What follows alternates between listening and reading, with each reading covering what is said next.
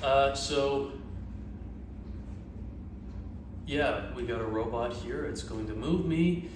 What does the world look like in terms of jobs?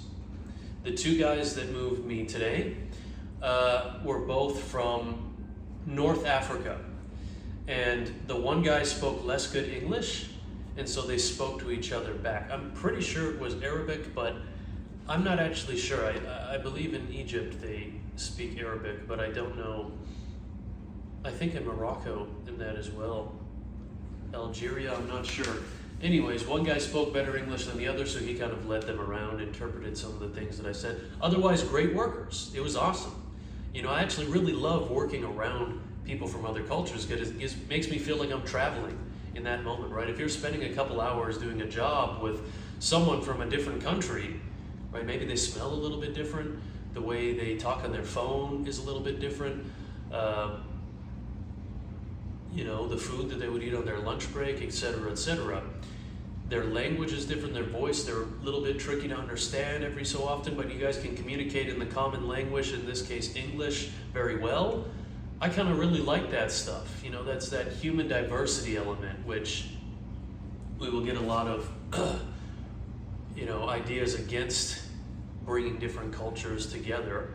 But we are trying to imagine this future world where not only humanoid robots are a thing, but all these other different aspects of technology. Right now, it's kind of becoming a strange world as it is, having this world where everyone is able to use AI. You know, more and more I'm encountering and having conversations with people a decade or more younger than me. So in high school or just out of high school, it's their first job kind of thing, making me feel like an old head a little bit. But more and more of the conversations that I have with these people are about AI. It's usually like an awe for it, like, wow, look at all the stuff we can learn with it. You know, this is so cool. This is what we can do that. Been incorporating into work when I'm at work too.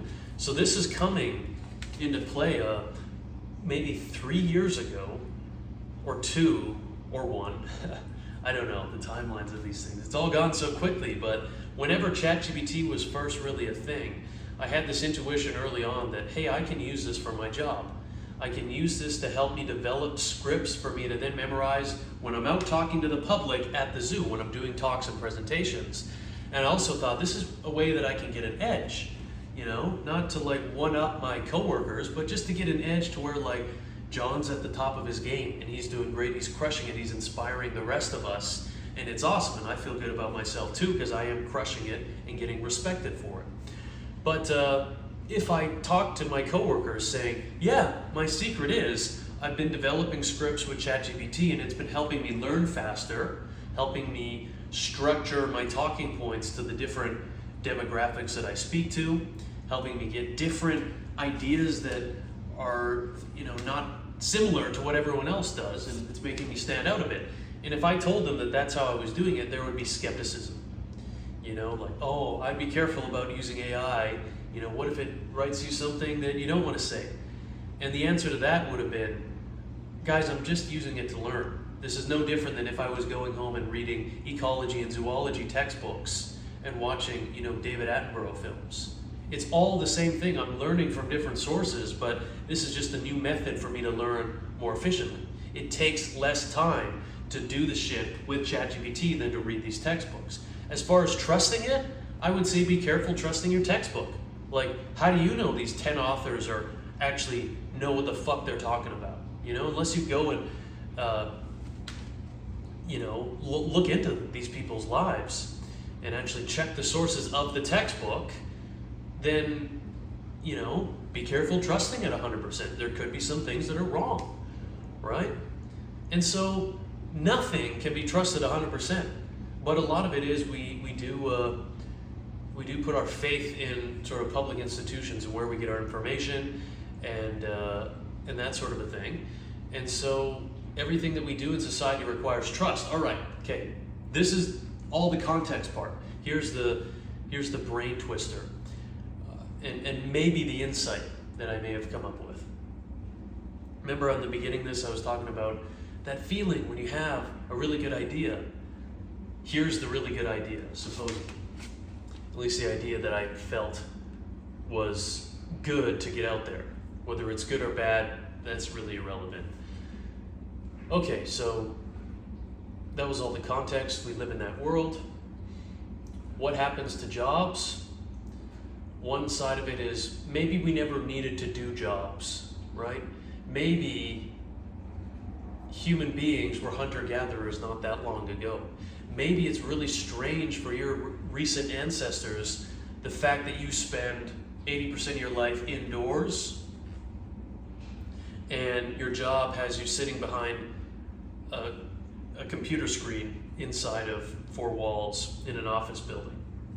The fact of the matter is we weren't flying in airplanes and driving cars and living the way that we do now 100 years ago, definitely not 200 years ago, and all the times before that, we were living a lot differently.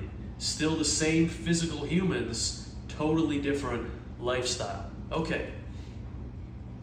So when you're worried about AI and robotics taking jobs, why are you worried about that? When you're worried about ideas like what is my country becoming, why are you worried about that? Because this abstract idea of what a country is a radically new thing. And it is strange for the human animal to conceptualize that. So just because you live in a country today doesn't mean that that thing is and has to be that thing forever. Chances are it's probably very fleeting and you just happen to be catching this transition time. Whereas a generation ago, our forefathers got to experience a country being the same thing their whole life. A lot of continuity throughout what it means to be this type of person living here, to do this job, to do that, to get this education, etc. But that's because they lived in this stagnation where things were not progressing as quickly as they are today. It was more like in the background. Humans were innovating in little pockets here. Today it's coming to the forefront like mad. A generation ago, things were a bit more chill for larger amounts of the population, depending on where they live. Okay. So, jobs in the future not being a thing, maybe that's good. Maybe we don't need them anyways. Maybe we can all do other things like be artists or be hunter-gatherers. Or at least live a day-to-day, not like the industrial 9-to-5, but more like a hunter-gatherer's lifestyle, which would probably not mean gathering nuts and picking fruits, but it could mean something like in the morning you go and you walk outside and you travel from one location to another. When you get to that new location, you do some art, whether that's music, like primal singing, energetic activities where you're using your body, you're not just sitting in a fucking chair, you're outside getting light exposure. And then you move on to some evening activity. Maybe it's health and fitness, there's community social events, you're feasting, you're eating food, and then you walk back and you go to bed. Maybe human beings' lives are more migratory. Maybe a city is not a stagnant place, but we migrate throughout the day with the others in our community. Okay, there's that sort of a future that we could get to, between jobs and a future where we don't have to do jobs. Now, will we be able to get to that utopia aspect of it, or will human beings become unhinged? Here's the dual insight that I had. On one hand, jobs seem like we can surpass them. We don't need to all be married to our jobs. We can live a better existence, as I just mentioned, do artistic stuff, migratory, human, primatologist sort of stuff, primatological stuff, hunter-gatherer stuff. Okay. Now, in today's world, jobs keep a certain coherence in society. Okay? I can't go on making these videos saying the nastiest shit that my mind can think up, because if I'm saying bad shit on the internet, that can impact my jobs that I do to pay the bills. Okay? I need to be somewhat in line with normal society for me to maintain my jobs and for me to have, my ability to feed myself and my family.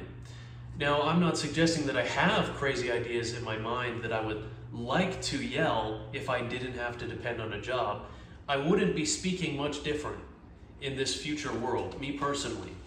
I don't have some passions about destroying society that I would actually start to, I'm passionate about being an artist. So in this future world where I don't have to work a job, it's not I wouldn't be happy about that because then I can be unhinged.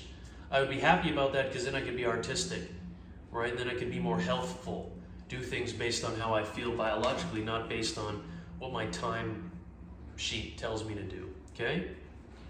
But what about the other people that don't have those aspirations? There seems to be a lot of them. A lot of people will go to protests when protests turn violent into riots. A lot of people will just do sort of toxic shit online and rile other people up. A lot of people are quite divisive. You know, I was talking about two people as my movers from a different country. I don't harbor this like racist concept about those sorts of situations. I harbor a futuristic mind and I like human diversity, but not everyone is like that. So how do you reconcile the fact that not having jobs in society could be a good thing, is a good thing? I'm pretty certain it is a fucking good thing. And then you can free up more of humans' time and have a more abundant future of doing what we humans want to. How do you reconcile that with the other notion, which is that a lot of people seem like they maybe would contribute to not so productive things, not the arts, not health, right? Actually the opposite of those things, making the world an uglier place and doing things to themselves and others that actively make them unhealthy and not healthy. There's a lot of people that are bought into that. If you don't believe it, look at the habits of people. A lot of people lean more towards that way. So part of me tries to answer this by saying that these people would eventually be able to change their mindset because, you know, maybe people are angry because they hate their jobs, right? And if they didn't have to work, would they be more unhinged and do damage to society in their free time? Or would they feel the relief from that and all of their stresses, or a lot of them, would go away? They'd be able to learn more about who they are as an actual person. Maybe that's where you implement like having psychedelic therapy. You know, AI in practicality can be a therapist for every single person in the whole world on demand, custom to you, learn more about you than any human therapist could. But then we also need human gatherings. You know, I think comedy, festivals and activities, music, all of these will be more and more important, doing dancing, etc. And maybe ideas of racism and that sort of thing will go away when a country doesn't have to be coherent. For me to think like Canada has to be this coherent sort of North American, Western European idealism, when also included in Canada is all of the Inuit in the North Arctic. We don't necessarily expect those people. We do, because we still force upon them. We have to sell them avocados in their fucking grocery stores for $50 an avocado and, you know, whatever. Inuit live such cool lifestyles not too long ago. I'm sure still many of them are traditionalists. But I know like in Iqaluit, for example, it's like they're trying to build the city to look like other places in Western Europe. So do we need that?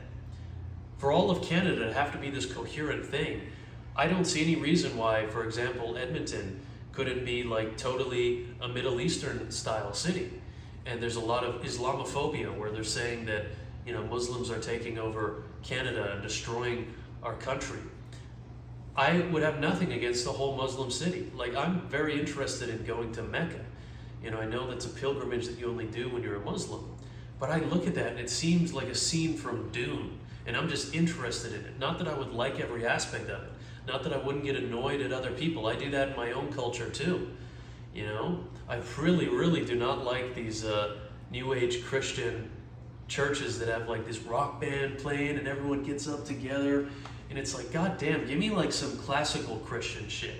You know, give me a Catholic mass. Like, give me something with traditionalism. I don't like this New Age Christian stuff. And so having religious preferences should be totally fine.